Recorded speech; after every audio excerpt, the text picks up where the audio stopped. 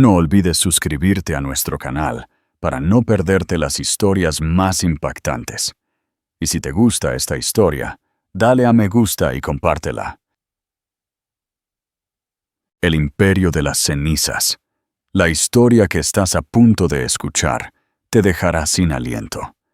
Es una de esas que te hace dudar de lo que creías saber sobre el éxito, el amor y la traición. Imagina por un momento a un hombre que lo tiene todo, un director de cine venerado, un paraíso a sus pies.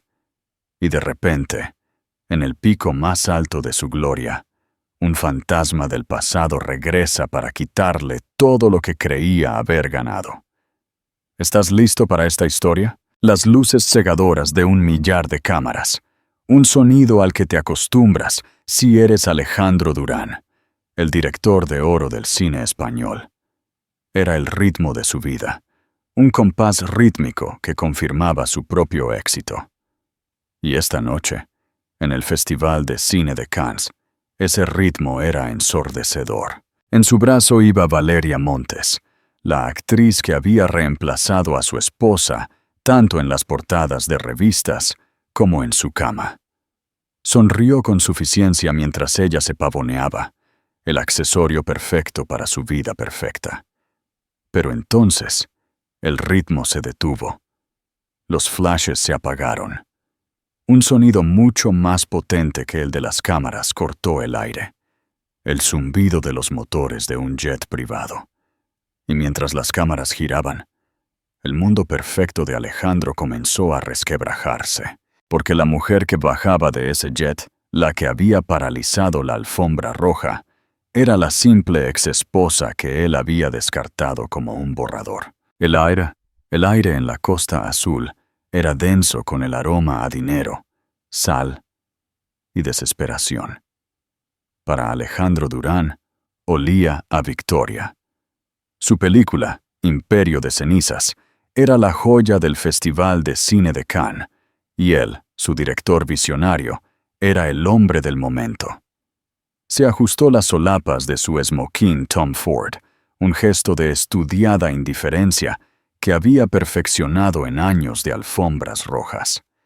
A su lado, Valeria Montes, enfundada en un reluciente y casi transparente vestido de Suhair Murad, hacía su papel a la perfección, su risa tintineando para los micrófonos de la prensa. «¡Alejandro! ¡Lo has vuelto a hacer!», gritó un reportero. «De niño prodigio indie a rey de las taquillas, ¿cuál es tu secreto?». La sonrisa de Alejandro era una obra maestra de carisma controlado. «Solo necesitas una visión clara», dijo, su mano posesiva sobre la espalda de Valeria, «y rodearte de personas que crean en esa visión, que brillen tanto como el trabajo en sí». El comentario, aunque velado, era para una sola persona, un fantasma que perseguía su triunfo, su exesposa, Isabel Rojas. Apenas 18 meses antes, Isabel era la que estaba fuera de plano, sosteniendo su abrigo, asegurándose de que su publicista tuviera su agenda. Su propio vestido, simple, elegante, pero en última instancia olvidable, contrastaba con el brillo a su alrededor. Isabel, con su inteligencia serena, su mirada firme y su completa falta de interés por el circo de Hollywood. Había sido su roca durante 12 años, la socia silenciosa en su ascenso. Había gestionado sus finanzas con una astucia que lo desconcertaba, convirtiendo sus primeros cheques en una formidable fortuna. Había leído cada borrador de sus guiones, sus notas siempre entregadas con suavidad en papel, nunca frente a otros, afilando sus historias y profundizando sus personajes de formas que él nunca admitiría. Recordaba su última pelea en su enorme casa en los acantilados de la costa, con las paredes de cristal que daban a un océano indiferente. Acababa de terminar Imperio de Cenizas, la película que él sabía lo lanzaría a la estratosfera. Valeria había sido su actriz principal, y su romance en el set Era el secreto peor guardado de la industria. «Ya no puedo con esto, Isa», había dicho el apodo, una reliquia cruel de un amor que se había agriado hacía mucho tiempo.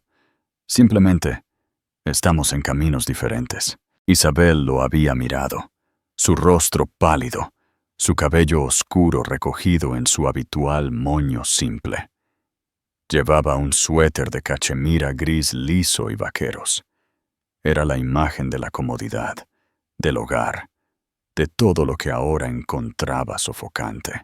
¿Qué camino es ese, Alejandro? El que termina contigo creyendo en tu propia publicidad. Se trata de imagen. Él le había respondido, su voz resonando en el espacio minimalista que ella había curado con tanto cuidado. Mírate, eres brillante, lo sé, pero no eres aspiracional. Cuando subo a una alfombra roja, necesito una compañera, no una manager.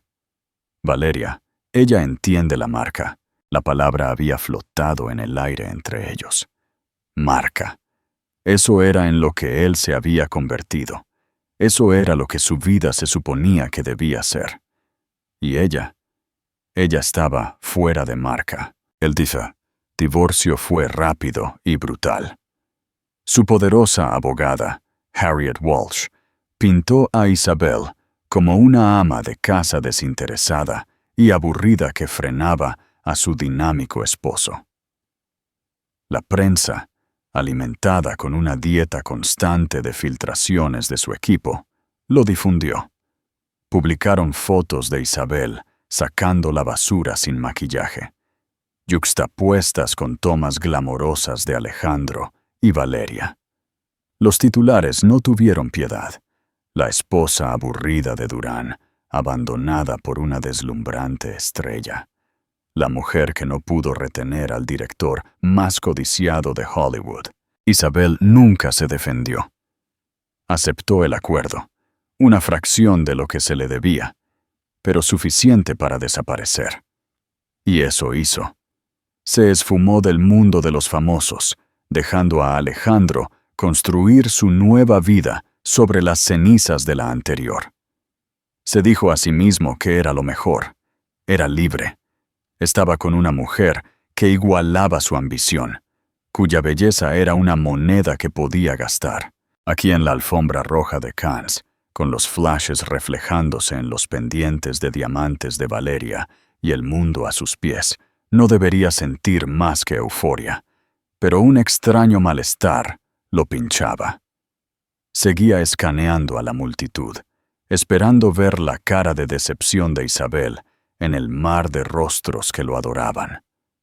No había sabido nada de ella en más de un año. Era como si hubiera dejado de existir. «Cariño, estás a la deriva», ronroneó Valeria, sus dedos clavándose en su brazo. «Sonríe para Vogue España». Volvió al presente, la sonrisa amplia y practicada regresando a sus labios. Él era Alejandro Durán. Estaba en la cima del mundo. Los fantasmas no podían tocarlo aquí. Fue entonces cuando el sonido comenzó. Un zumbido bajo y potente que se convirtió en el inconfundible chillido de las turbinas de un jet. Provenía del cercano aeródromo de Mandelieu, reservado para los asistentes más ricos del festival. Era un sonido audaz, una interrupción acústica del ballet de la alfombra roja. Las cabezas comenzaron a girar. Los largos teleobjetivos de los paparazzi, como una bandada de pájaros metálicos, se alejaron de él y de Valeria. «¿Qué es eso?», preguntó Valeria, molesta por el cambio de foco. Alejandro entrecerró los ojos hacia el aeródromo, un destello de irritación en su rostro. «Alguien con más dinero que modales, probablemente. Algún multimillonario de la tecnología intentando hacer una entrada. Un elegante Gulfstream 700 plateado. Un avión que gritaba dinero nuevo y poder absoluto. Se acercó. Sus luces de navegación parpadeando desafiantes. Se detuvo y una escalera resplandeciente bajo las luces del festival descendió a la pista. Por un momento, no pasó nada. Toda la alfombra roja contuvo la respiración. Los reporteros, los fotógrafos, incluso las estrellas, se quedaron mirando cautivados por el drama inesperado. Alejandro sintió una extraña y fría premonición trepar por su espalda. La puerta del jet se abrió. El silencio que se produjo en el foso de los fotógrafos fue absoluto. Era un vacío de clics y gritos, un vacío de asombro atónito. La figura que apareció en lo alto de las escaleras del jet estaba silueteada al principio, una forma esbelta contra el brillante interior de la cabina. Luego dio un paso adelante hacia la luz. Era una mujer, pero esa era una palabra demasiado simple. Era una aparición. Llevaba un vestido de seda Schiaparelli de un verde esmeralda profundo que parecía beber la luz. No era un vestido diseñado para debutantes. Era una declaración de poder.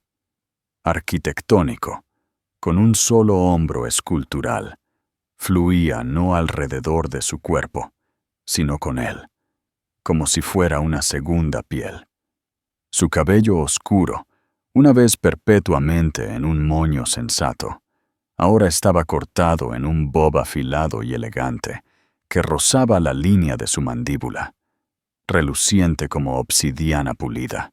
Alrededor de su cuello había una sola y asombrosa pieza de joyería. Un collar Bulgari Serpenti, cuyas escamas de diamantes y esmeraldas captaban la luz y la devolvían con un fuego desdeñoso. Pero no eran la ropa, ni las joyas lo que mantenía al mundo cautivo. Era su rostro, el rostro que Alejandro conocía mejor que el suyo propio. Era Isabel, y sin embargo, no lo era. La incertidumbre había desaparecido de sus ojos. La tranquila deferencia había sido reemplazada por una confianza plácida e inquebrantable. Su piel, antes pálida, ahora tenía un brillo bronceado por el sol, como si hubiera pasado el último año navegando por mares con los que él solo podía soñar. Ella no sonrió para las cámaras. No tenía que hacerlo. Simplemente se detuvo en lo alto de las escaleras, su mirada recorriendo la escena de abajo con una calma fría y analítica. Detrás de ella, un hombre salió del jet. Era alto, con el pelo plateado en las sienes y un rostro que parecía tallado en granito. Llevaba un traje Brioni hecho a medida con la facilidad de un hombre que nunca ha tenido que mirar una etiqueta de precio en su vida. Los reporteros comenzaron a susurrar, sus voces un zumbido bajo y frenético. El nombre pasó de labio en labio como una onda de choque. Nikolai Volkov. El nombre era una leyenda en los mundos de las finanzas, la tecnología y la geopolítica. Una figura solitaria, casi mítica. Volkov era el fundador de Volkov Global, una firma de capital privado tan poderosa que podía alterar las economías de pequeñas naciones. Era ruso de nacimiento, un ciudadano del mundo por elección, con casas en Ginebra, Londres y en una isla privada en las Granadinas. Nunca daba entrevistas.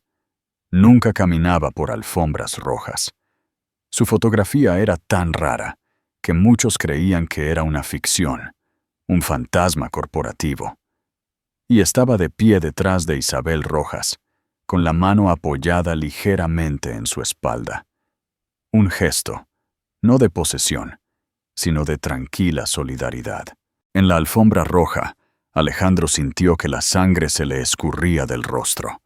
Su corazón golpeaba contra sus costillas, un tambor frenético y asustado. Era como ver una película en un idioma que no entendía. Esta no podía ser Isabel. ¿Su Isabel? La mujer que vestía ropa sencilla y pensaba que un derroche era una primera edición de una novela. La mujer que se ponía nerviosa al hablar con más de 3 personas a la vez. ¿Quién es? ¿Quién es esa?, siseó Valeria, su voz tensa con una mezcla de confusión y celos crudos y no disimulados. Ella no reconoció a Isabel.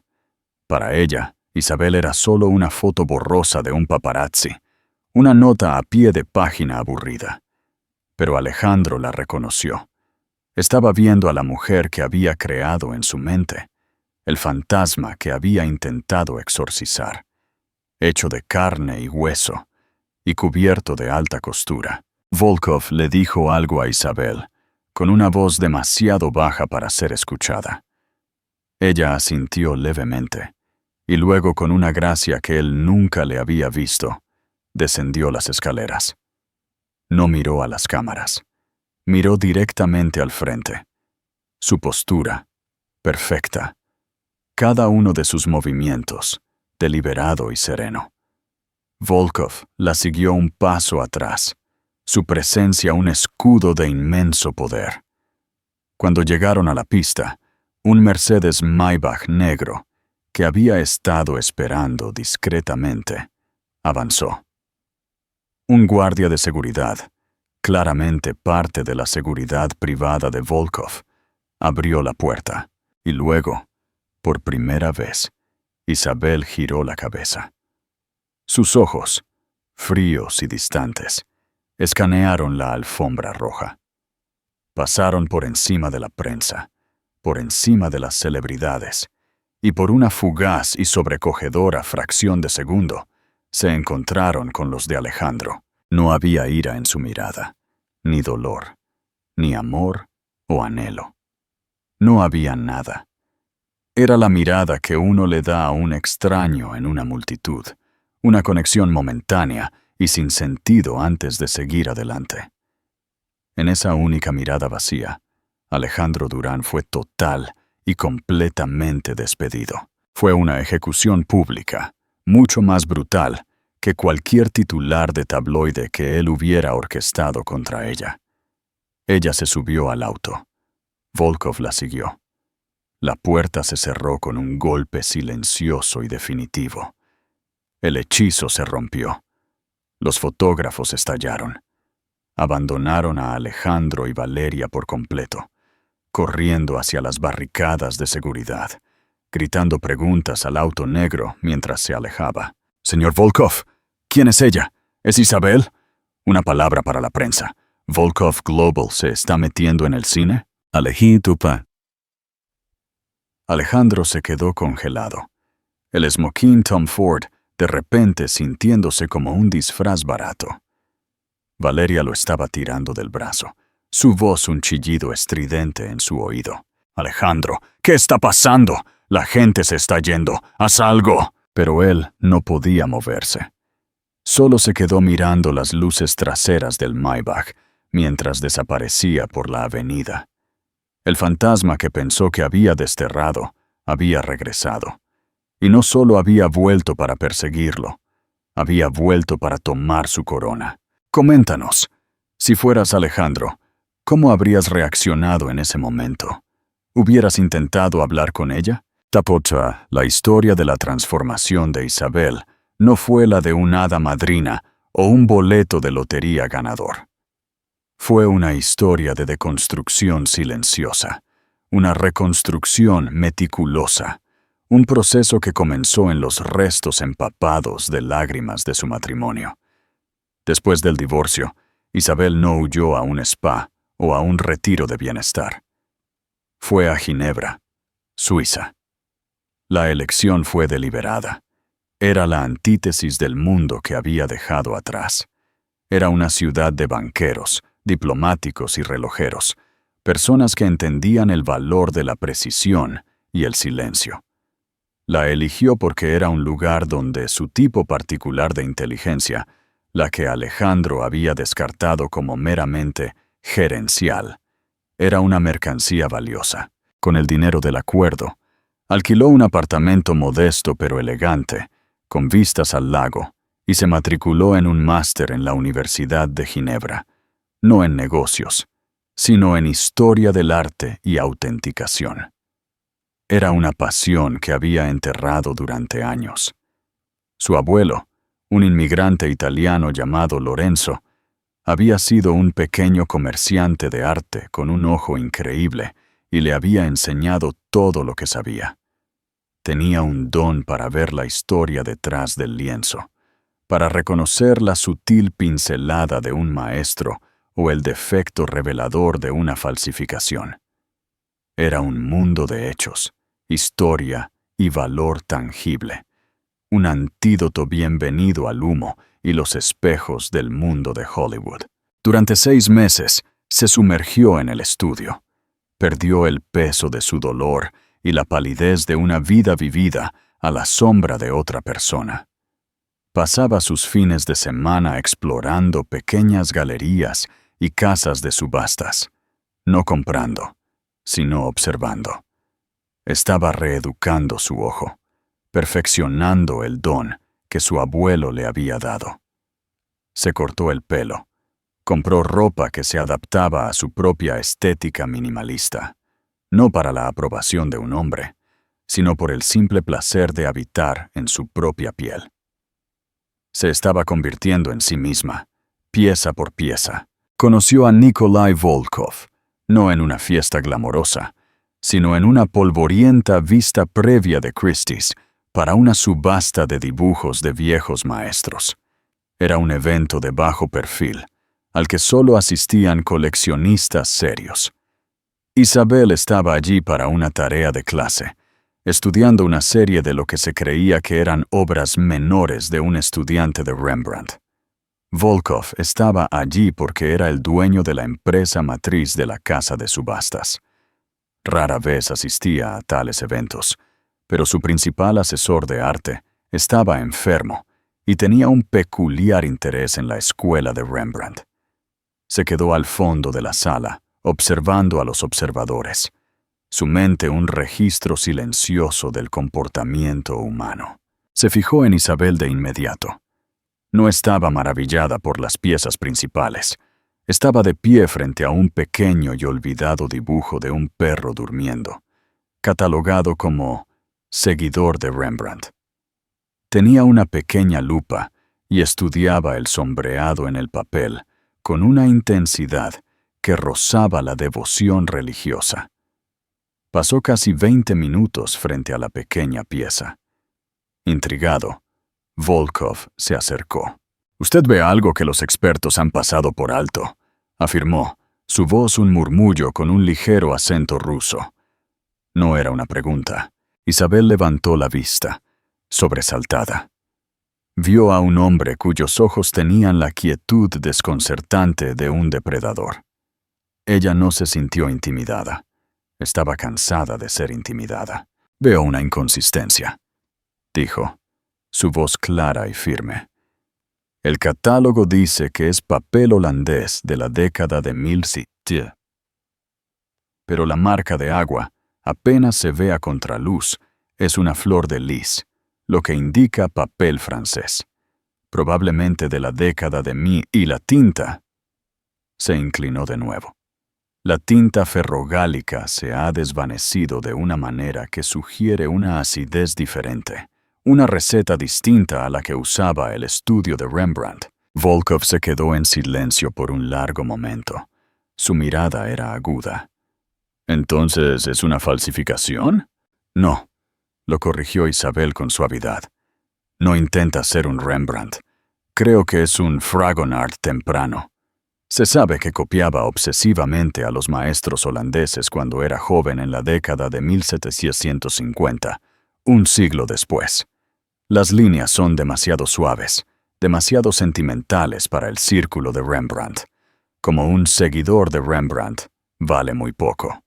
Pero como un estudio previamente desconocido de un joven Jean-Honoré Fragonard, no tiene precio». Volkov la miró y, por primera vez en años, se sintió genuinamente sorprendido. Su equipo de expertos de renombre mundial lo había pasado por alto por completo. Esta mujer tranquila y modesta había, en 20 minutos, reescrito la historia de un boceto olvidado. «¿Cuál es su nombre?», preguntó. «Isabel Rojas». «Usted no es una coleccionista, señorita Rojas». «No, soy estudiante». Él sonrió. una sonrisa rara y delgada que no llegaba a sus ojos. Creo que sus estudios han terminado. Mi jet sale para Mónaco en 1 hora. Quiero que venga a ver mi colección privada.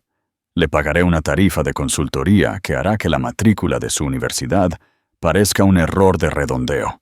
Era una prueba, un juego de poder. 1 año antes, Isabel habría protestado, se habría disculpado y habría huido. Pero la mujer que estaba en la galería no era la misma persona que había hecho las maletas en Los Ángeles.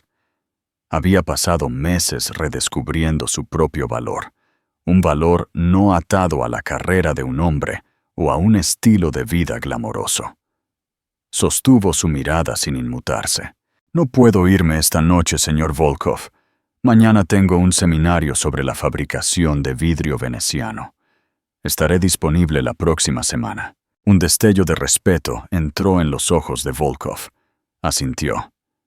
Mi oficina se pondrá en contacto con usted, señorita Rojas. Ese fue el comienzo. No fue un romance. Fue una relación profesional del más alto nivel. Nikolai Volkov no se había convertido en multimillonario rodeándose de aduladores. Coleccionaba activos y acababa de identificar el tipo más valioso. Una mente humana brillante y sin corromper. Isabel se convirtió en su arma secreta. Ella evaluaba sus adquisiciones de arte. Su agudo ojo le ahorraba millones y le hacía ganar decenas de millones más.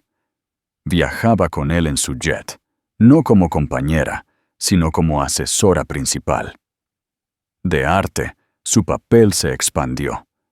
Él vio cómo analizaba las pinturas y se dio cuenta de que podía aplicar la misma lógica para encontrar valor oculto, detectar falsificaciones y comprender el contexto histórico en balances corporativos y oportunidades de inversión. Tenía una mente para los sistemas y una intuición para la autenticidad. Empezó a incluirla en las reuniones de Volkov Global, inicialmente como una observadora silenciosa. Pronto, los endurecidos ejecutivos y banqueros se encontraron escuchando cuando la mujer tranquila, al final de la mesa, ofrecía una perspectiva que habían pasado por alto por completo. La relación personal creció lentamente, de forma orgánica, a partir de un respeto intelectual compartido. Él estaba fascinado por su fuerza silenciosa y su total falta de avaricia. Era la única persona en su órbita que no quería nada de él. Ella estaba fascinada por su vasto y complejo mundo y la mente que lo dominaba. Él le enseñó sobre el poder, y ella, a su vez, comenzó a enseñarle algo sobre la pasión. El viaje a Cannes fue idea suya. Había seguido el frenesí mediático en torno a Imperio de Cenizas. Había leído los artículos crueles sobre Isabel, y por primera vez en mucho tiempo, Nikolai Volkov sintió algo parecido a la ira. Era ineficiente. Era un desperdicio. Habían tomado un diamante y lo habían llamado piedra. A él se le celebra por su visión, le había dicho Nikolai 1 semana antes del festival en su penthouse, con vistas a Mónaco. Pero tú fuiste la arquitecta de su ascenso. Tú gestionaste el dinero que le permitió hacer su primera película. Afilaste los guiones que lo hicieron famoso. Él construyó su imperio sobre tus cimientos y luego te descartó. Esto es un desequilibrio en el mercado. Necesita ser corregido. No quiero venganza, Nikolai, había dicho Isabel, mirando los superyates en el puerto. Esto no es venganza, Isabel, respondió él, su voz suave. La venganza es un asunto desordenado y emocional. Esto es una corrección del mercado. No vamos allí por él. Vamos para que el mundo pueda ver el activo que subestimaron. Vamos a anunciar el lanzamiento de nuestra nueva división de inversión en medios, Volkov Arts and Media. Y tú, hizo una pausa, dejando que el peso de sus palabras se asentara. Serás su directora. Así que ella estuvo de acuerdo. El vestido Schiaparelli, el collar Bulgari, no eran un disfraz. Eran un uniforme. El uniforme de una mujer que finalmente había entrado en su propio poder.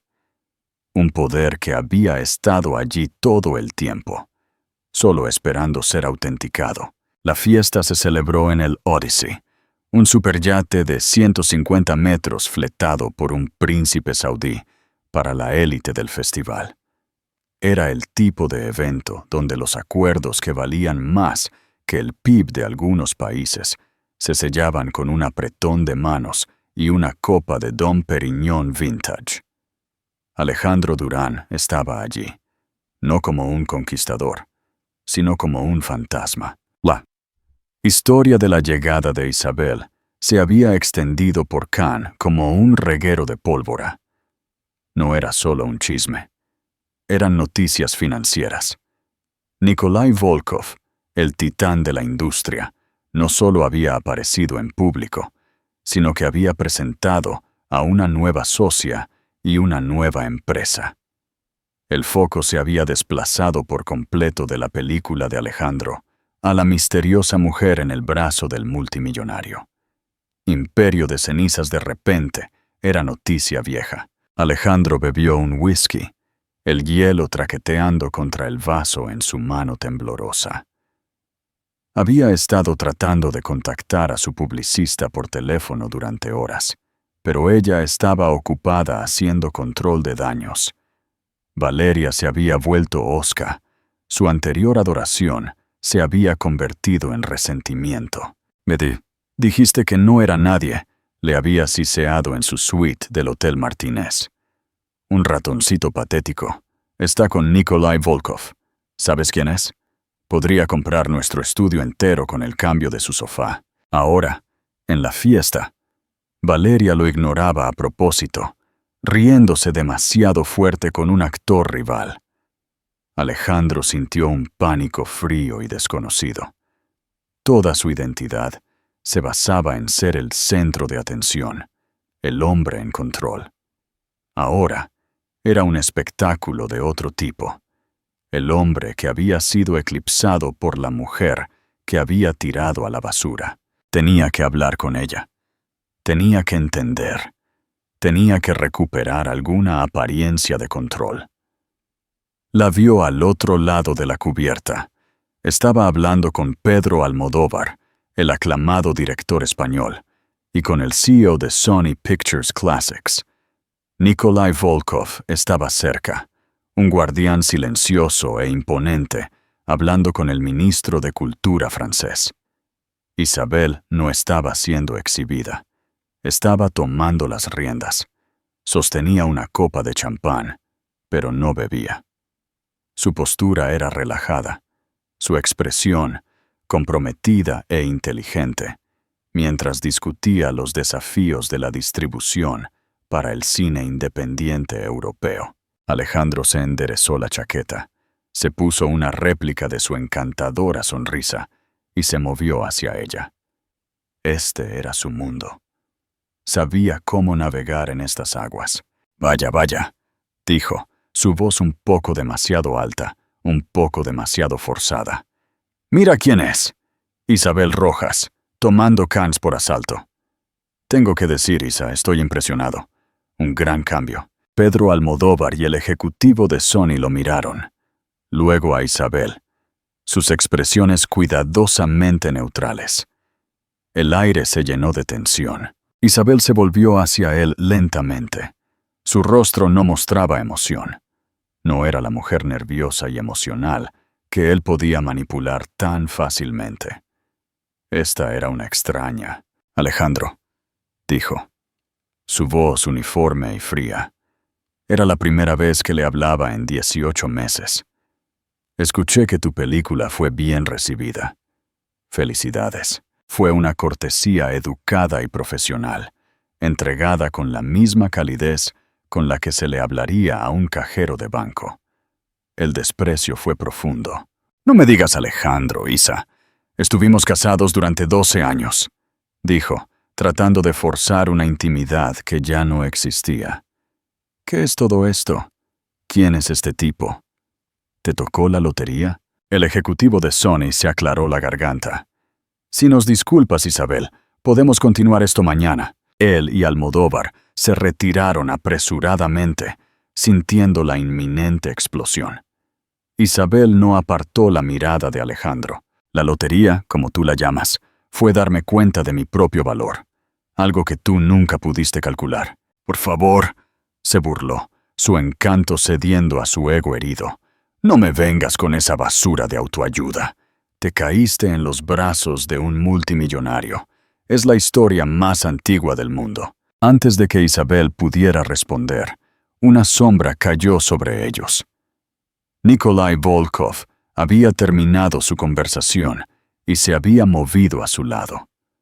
Era más alto que Alejandro, y su quietud parecía absorber el aire del espacio a su alrededor. Señor Durán, dijo Volkov. Su inglés era perfecto, clínico. Mi socia y yo estábamos teniendo una discusión profesional. Le agradecería que no la interrumpiera. Enfatizó la palabra socia, dejando claro que no era un eufemismo romántico, sino una declaración de hechos. Alejandro, envalentonado por el whisky y la desesperación, se volvió hacia él. Manténgase al margen. Esto es entre mi exesposa y yo. Los ojos de Volkov, del color de un cielo invernal, se entrecerraron ligeramente. La señorita Rojas es mi colega, dijo, su voz bajando a una temperatura peligrosamente baja. Y usted se está avergonzando a sí mismo. Se está comportando como un amante despechado cuando, de hecho, usted fue quien rescindió el contrato. Es ilógico. En ese momento, Valeria se acercó, sus ojos brillando de furia. Había visto a Alejandro hablando con Isabel y no pudo soportarlo.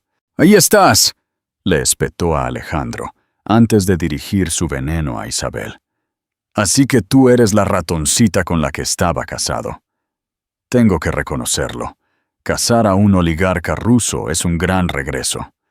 Supongo que todos esos años aprendiendo a llevar su contabilidad valieron la pena. Isabel miró a Valeria, no con ira, sino con algo que se parecía casi a la lástima. Era la mirada de una mujer que observa una caricatura de su yo anterior.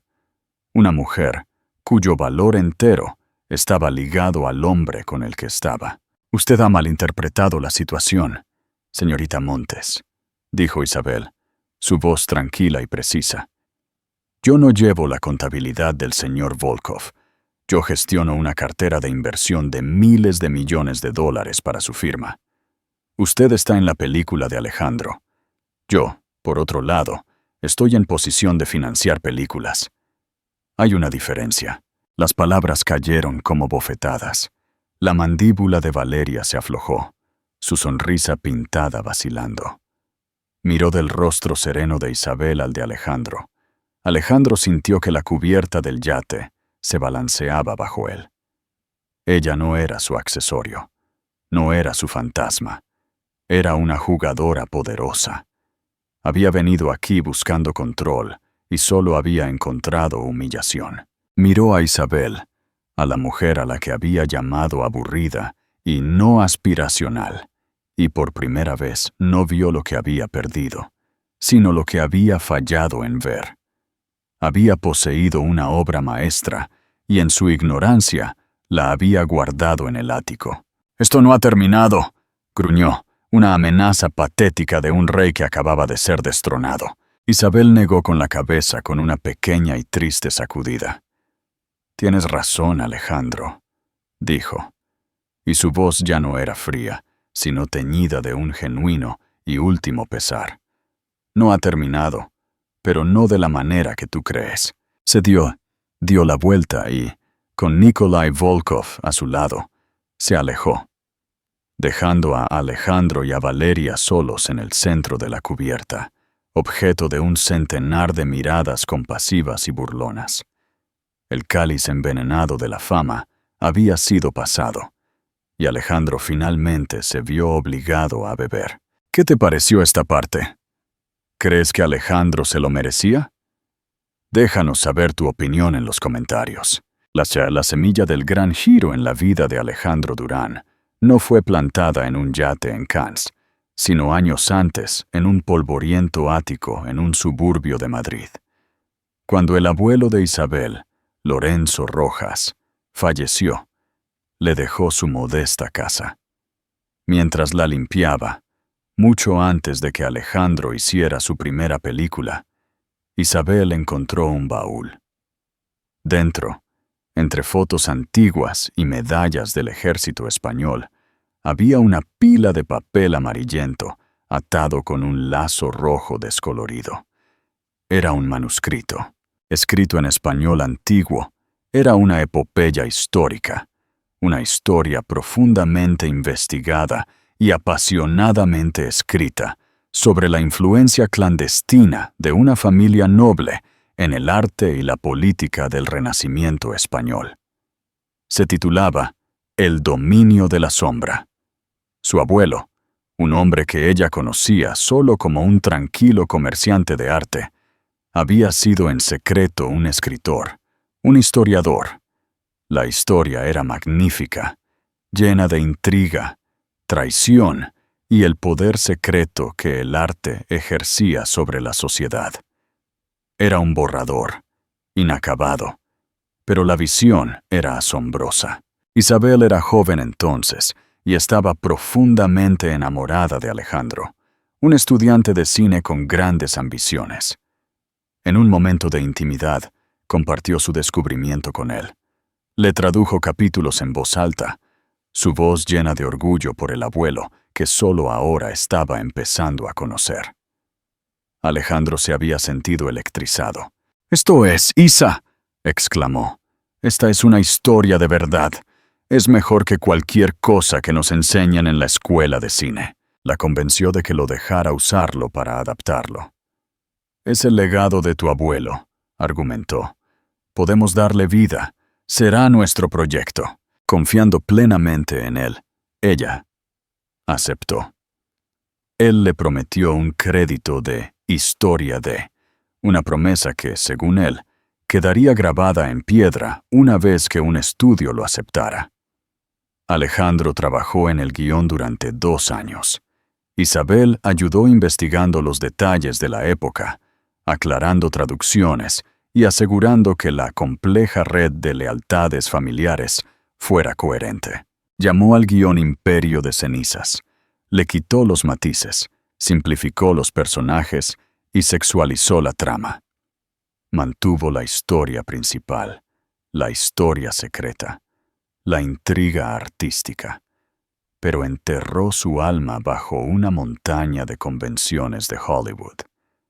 Cuando finalmente consiguió un agente, éste le dio un consejo sin rodeos. La historia es fantástica, pero no puedes tener 2 nombres desconocidos en el guión. Un crédito de historia de, para un inmigrante español, muerto del que nadie ha oído hablar. No tiene futuro. Necesita ser solo tu visión. Escrito y dirigido por Alejandro Durán. Es más limpio, más poderoso. Alejandro, desesperado por su oportunidad, aceptó. Le dijo a Isabel que era una medida temporal, un movimiento estratégico para que la película se hiciera.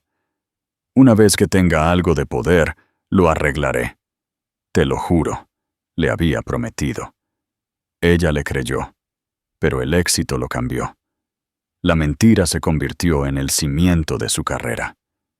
Imperio de Cenizas se convirtió en su tarjeta de presentación, la prueba de su genio. El manuscrito original fue olvidado, un pequeño y sucio secreto enterrado bajo una montaña de premios y reconocimientos. Cuando se divorció de Isabel, asumió que el secreto estaba enterrado con su matrimonio. Él tenía la única copia de la traducción y el manuscrito original, que él creía perdido cuando la casa de su abuelo fue vendida. Estaba equivocado. Isabel, sentimental y meticulosa, había guardado el original. Estaba almacenado en una caja fuerte con control climático en Ginebra, junto con las cartas y diarios de su abuelo que detallaban su proceso de escritura. Era su último vínculo con él, un pedazo de su historia. Nunca había tenido la intención de usarlo. Hacerlo habría sido admitir que la totalidad de su matrimonio se construyó sobre la base de una mentira. El dolor era demasiado grande. Pero de pie en ese yate, viendo al hombre que había robado el legado de su familia, tratando de menospreciarla públicamente, algo cambió. Ya no se trataba de su dolor. Se trataba del honor de su abuelo. Se trataba de reclamar una historia que había sido robada y corrompida. La mañana después de la fiesta, Isabel se sentó con Nikolai Volkov en el salón sereno y bañado por el sol de su villa en las colinas de Cannes. El manuscrito original, atado con el lazo, estaba sobre la mesa de cristal entre ellos. «Él no solo me dejó», dijo Isabel, su voz tranquila pero firme. «Borró a mi familia. Construyó su reino sobre los huesos de mi abuelo». Nikolai escuchó, su rostro impasible. Cuando ella terminó, tomó una sola página del delicado manuscrito, manejándola con el cuidado de un cirujano. No podía leer el español, pero podía ver la historia en él. «Esto no es un asunto para los tabloides», dijo finalmente. «Una acusación pública se convierte en un él dijo, ella dijo, desordenado, impreciso. Sus abogados la enterrarían en litigios. Hay una solución más elegante». Miró del manuscrito a ella. Su poder proviene de la percepción de su genio. Si le quitamos eso, no le queda nada. Su marca, como él la llama, se evapora. «¿Qué sugieres?», preguntó Isabel.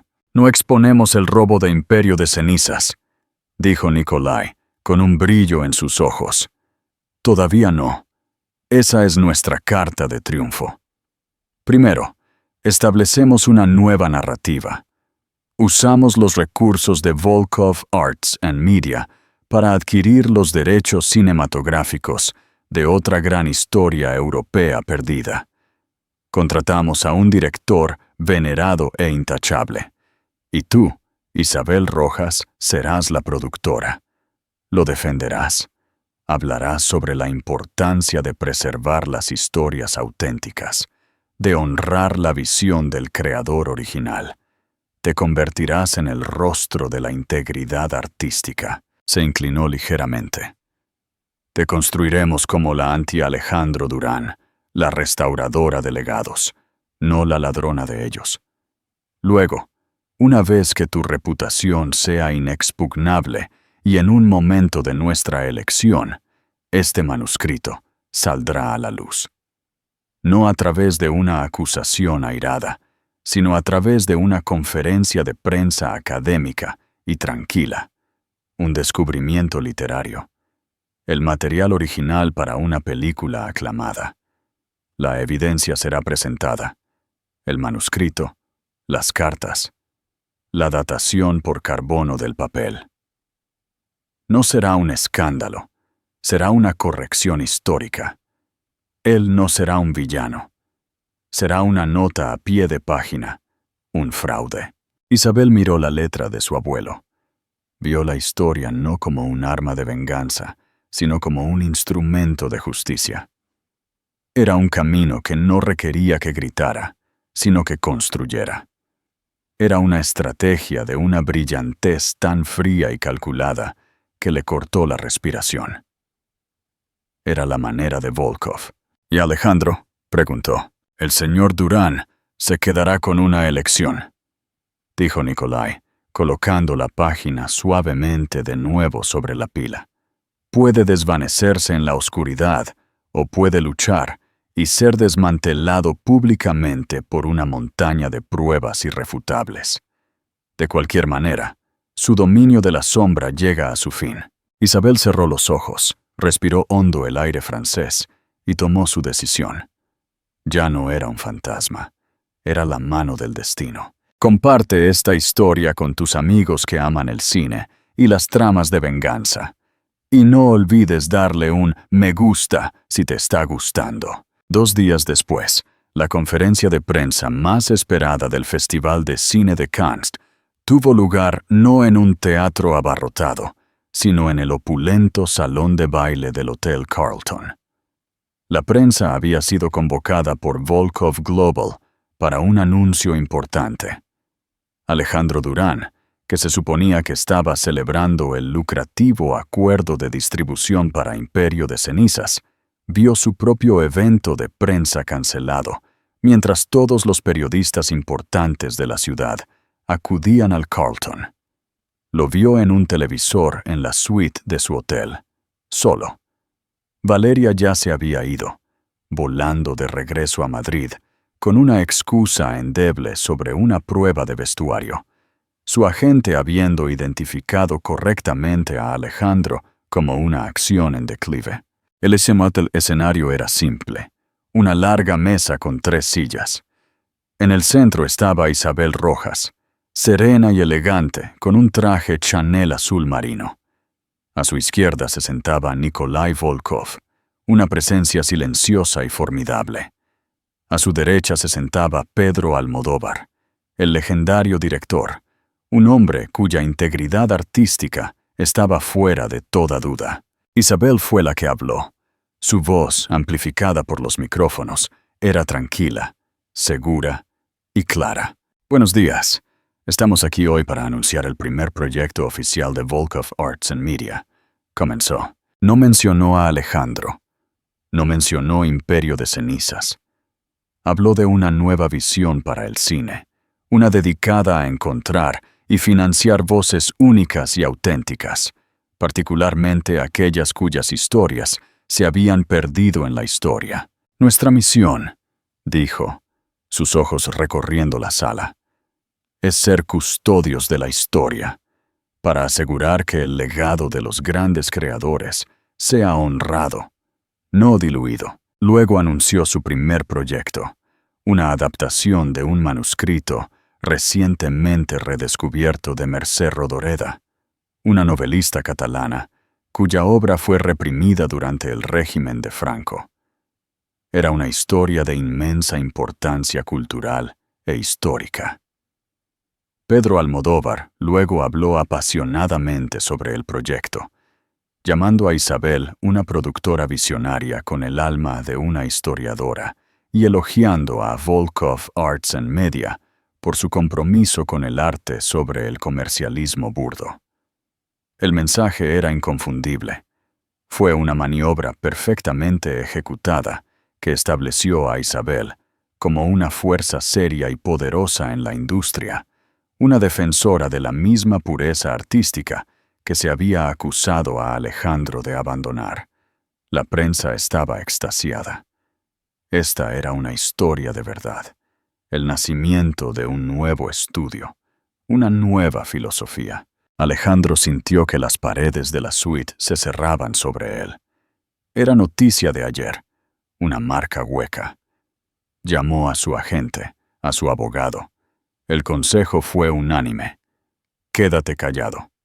No hagas nada. Espera a que pase. Pero no pasó. Solo fue el principio. En los siguientes meses, Isabel se convirtió en una figura celebrada en el mundo del cine internacional. Fue perfilada en la revista El País y en el Financial Times, no como una exesposa, sino como una brillante ejecutiva que estaba remodelando la industria. Volkov Arts and Media se convirtió en el nuevo jugador más emocionante del mercado. El mundo de Alejandro, mientras tanto, se estaba desmoronando. El rumor en torno a Imperio de Cenizas había muerto, eclipsado por la historia de Isabel. Comenzaron a circular susurros. Las personas que los habían conocido a ambos en los primeros días comenzaron a hablar. Pequeñas inconsistencias en la historia de Alejandro sobre cómo se le ocurrió la idea de la película comenzaron a surgir. Nadie hizo una acusación directa, pero la narrativa estaba cambiando. Su genio ya no se veía como algo dado. Ahora era un signo de interrogación. El movimiento final llegó 6 meses después de Cannes. No fue una conferencia de prensa, sino un simposio académico organizado por el Departamento de Estudios Italianos de la Universidad de Columbia, financiado por una subvención de la Fundación Volkov. El discurso de apertura, pronunciado por un renombrado estudioso de textos, se tituló El dominio de la sombra, una obra maestra perdida y su adaptación moderna. La presentación fue un desmantelamiento clínico y brutal de toda la carrera de Alejandro Durán, utilizando el análisis espectroscópico de la tinta y el papel, la datación por carbono y comparaciones de las cartas conocidas de su abuelo con la letra del manuscrito. El erudito demostró de manera inequívoca que el manuscrito era un documento auténtico escrito por Lorenzo Rojas entre 1977 y 1980. Luego presentó un análisis textual, lado a lado, de la historia original en español y el guión de Imperio de Cenizas. Los puntos clave de la trama, los arcos de los personajes y los elementos temáticos eran idénticos. El robo quedó al descubierto, no como una acusación desordenada, sino como un hecho académico irrefutable. Las consecuencias fueron inmediatas y catastróficas. El gremio de escritores lanzó una investigación. El estudio que había distribuido Imperio de Cenizas emitió un comunicado. El premio que había ganado por mejor guión original ahora era objeto de un intenso debate sobre una posible revocación. Su agencia lo dejó. Los proyectos que tenía en fila se desvanecieron de la noche a la mañana. No hubo una confrontación airada, ni un enfrentamiento dramático. Isabel nunca volvió a pronunciar su nombre en público. No tuvo que hacerlo. Había jugado a largo plazo y había ganado. La última vez que Alejandro la vio fue en una pantalla. Fue en los Globos de Oro, un año después de su encuentro en Cannes. Estaba en el escenario aceptando el premio a la mejor película en idioma extranjero por la adaptación de la obra de Rodoreda. Se veía radiante con un vestido Dior simple y elegante, su brazo entrelazado con el de Pedro Almodóvar. Agradeció a su equipo, al director y al elenco. Luego agregó algo al final, su voz llena de una emoción tranquila y genuina. Y finalmente, dijo, mirando directamente a la cámara, quiero dedicar esto a los narradores cuyas voces casi fueron silenciadas. A mi abuelo, Lorenzo Rojas, tu legado está a salvo ahora, en su inmensa y vacía casa en la costa de Madrid, la casa que pronto tendría que vender. Alejandro Durán, el hombre que quería ser una marca, apagó el televisor. No era nada, un fantasma en su propia vida, perseguido por el recuerdo de una mujer a la que había llamado simple, y la obra maestra que había sido demasiado tonto para reconocer y demasiado arrogante para honrar. Había construido un imperio de cenizas, y ella simplemente dejó que el viento se lo llevara. ¿Y tú? ¿Qué harías en una situación así? ¿Habrías expuesto a Alejandro de inmediato o habrías seguido la estrategia de Isabel? 2 años después de los Globos de Oro, el nombre de Isabel Rojas era sinónimo de prestigio. Volkov Arts and Media se había convertido en un santuario para cineastas visionarios, un estudio que medía su éxito no en las ganancias del fin de semana de estreno, sino en el impacto cultural y la aclamación de la crítica. Isabel se movía por este mundo con una autoridad tranquila que era más potente que cualquier comando gritado.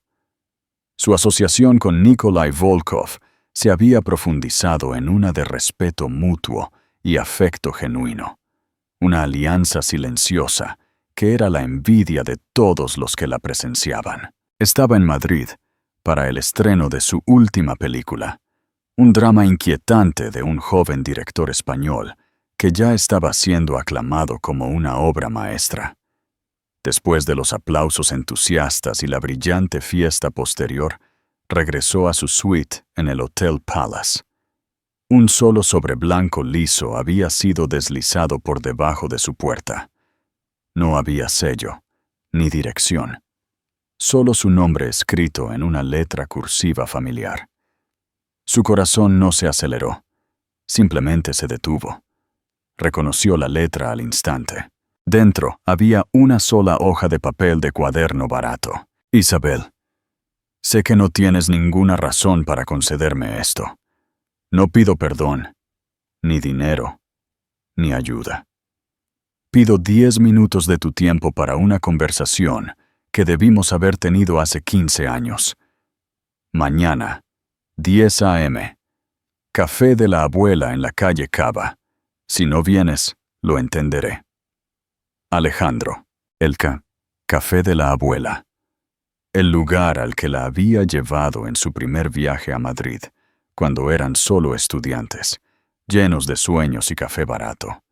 Le había dicho que era un lugar de historia, un lugar de comienzos. Nicolai vio la carta en su mano cuando entró en la suite. Leyó su expresión, no la carta. ¿Un fantasma?, preguntó simplemente. Un eco, lo corrigió ella suavemente. Le mostró la nota. Su rostro era ilegible, pero su lógica era tan aguda como siempre. No hay valor estratégico en esta reunión. No tiene activos. No tiene poder. Es un ente sin importancia. Reconocerlo le da relevancia. Lo sé, dijo Isabel, mirando las luces de la ciudad.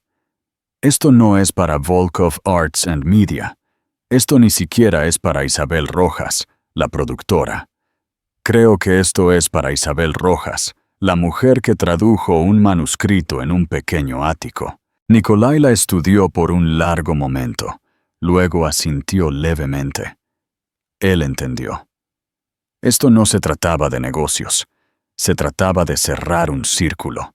Tu seguridad será discreta. A la mañana siguiente, Isabel entró sola en el café de la abuela. El lugar era tal como lo recordaba, oscuro, con olor a madera vieja y espresso fuerte, sus paredes desordenadas con cuadros. Él estaba sentado en una pequeña mesa en el fondo, la que habían compartido todos esos años atrás. El cambio en él fue impactante. La pulida y carismática fachada de Alejandro Durán había desaparecido, borrada por el fracaso y el anonimato. Estaba delgado, y su cabello, una vez perfectamente peinado, ahora estaba lleno de canas y parecía cortado por su propia mano. Llevaba una chaqueta de pana gastada y vaqueros. El reloj de lujo había desaparecido, reemplazado por uno simple y funcional. Lo único que quedaba eran sus ojos, y estaban llenos de un cansancio profundo. Cuando la vio, se estremeció como si su presencia fuera demasiado brillante para el café. Se levantó torpemente. «Gracias por venir, Isabel», dijo, su voz ronca. Ella se quedó de pie. «Por favor», señaló la silla. 10 minutos. Ella se sentó. Una camarera se acercó, pero Isabel negó con la cabeza. Él tenía una taza de café negro frente a él, sin tocar. Por un momento, solo se miró las manos. «Ahora enseño guionismo», dijo, su voz rasposa. «En un instituto en las afueras de Toledo. Los chicos son esperanzadores. Creen que todos van a ser la próxima gran cosa». Soltó una risa pequeña y amarga. «Intento decirles que la historia se trata de la verdad». Finalmente la miró. «No construí mi vida sobre una mentira, Isabel. Mi vida fue la mentira. La casa, las fiestas, Valeria. Todo. Era un set. Y yo estaba interpretando un papel. Lo único real que tuve fue el manuscrito de tu abuelo». Tomó una respiración temblorosa. «Lo siento. No por el divorcio. No por Valeria. Todo eso fue un síntoma. Siento haber robado la historia de tu abuelo. Era hermosa, era perfecta, y yo era un hombre demasiado pequeño para admitir que no la había creado. Fui un ladrón y un cobarde. Lo sé. Isabel escuchó, su expresión inmutable. Esta era la confesión que una vez pensó que necesitaba. Pero ahora la encontró hueca, triste. Tengo una pregunta, dijo, inclinándose hacia adelante, sus ojos suplicantes. Es lo único que no entiendo. Tenías el manuscrito. Tenías el poder de Volkov. Podrías haberme destruido en un día, con una sola llamada. Podrías haberme convertido en un paria, un monstruo. Hubiera sido un escándalo enorme y feo. ¿Por qué no lo hiciste? ¿Por qué el simposio? ¿La ejecución académica y silenciosa? Fue tan frío. Ahí estaba, la pieza final. La pregunta que demostraba lo poco que él la había conocido. Isabel lo miró, y por primera vez sintió un destello de algo que no era lástima, sino claridad. Porque nunca se trató de ti, Alejandro, dijo. Y su voz no fue cruel, pero tenía la finalidad del mazo de un juez. Eso es lo que todavía no entiendes. Un escándalo te habría puesto en el centro de la historia. Tu nombre y el mío encerrados juntos en un titular sórdido. Eso no me interesaba. Se inclinó ligeramente. Mi objetivo no era hacerte un villano. Mi objetivo era hacerte una nota a pie de página. El simposio no fue para ti, fue para mi abuelo. Se trató de restaurar su trabajo a su lugar legítimo en la historia, limpiamente, con dignidad y hechos. Se trató de construir algo, no de derribar algo. No quería destruirte. Quería borrarte de la narrativa de mi abuelo, y la mía propia. La verdad de sus palabras lo golpeó como un golpe físico. Se desplomó en su silla, la última onza de autoengaño drenándose de su rostro. Lo había visto todo como una batalla por el poder entre ellos, un juego de suma cero. Finalmente entendió que ella había estado jugando un juego completamente diferente todo el tiempo. Uno del que él ni siquiera era parte. «Oh», susurró. Eso fue todo lo que pudo decir. Isabel se puso de pie. Los 10 minutos habían terminado. El eco se había desvanecido. «Espero que encuentres algo de verdad para enseñar a tus estudiantes, Alejandro», dijo. Se dio la vuelta y salió del café oscuro a la brillante mañana de Madrid. No miró hacia atrás. No sintió ira, ni satisfacción, ni dolor persistente. Se sintió nada. El espacio que una vez había ocupado en su alma era ahora un silencio perfecto y pacífico. Ya no era un fantasma ni un eco. Era solo un hombre en un café, un extraño que una vez conoció, solo con los fantasmas de una historia que nunca había entendido de verdad. Y así, la historia de Alejandro Durán e Isabel Rojas sirve como una poderosa parábola del mundo real. Es una historia sobre cómo las luces más brillantes a menudo pueden proyectar las sombras más oscuras y cómo el verdadero valor se pasa por alto en la búsqueda del glamour fugaz. El viaje de Isabel no fue sobre la venganza, fue sobre la recuperación.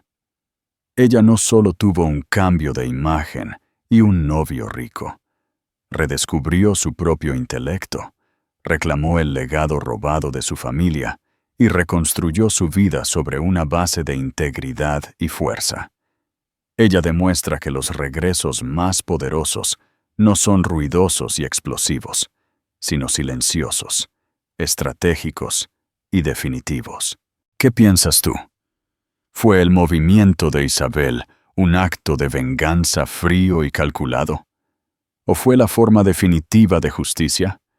Déjanos saber tu opinión en los comentarios. Si esta historia de empoderamiento y transformación te conmovió, por favor, dale un me gusta.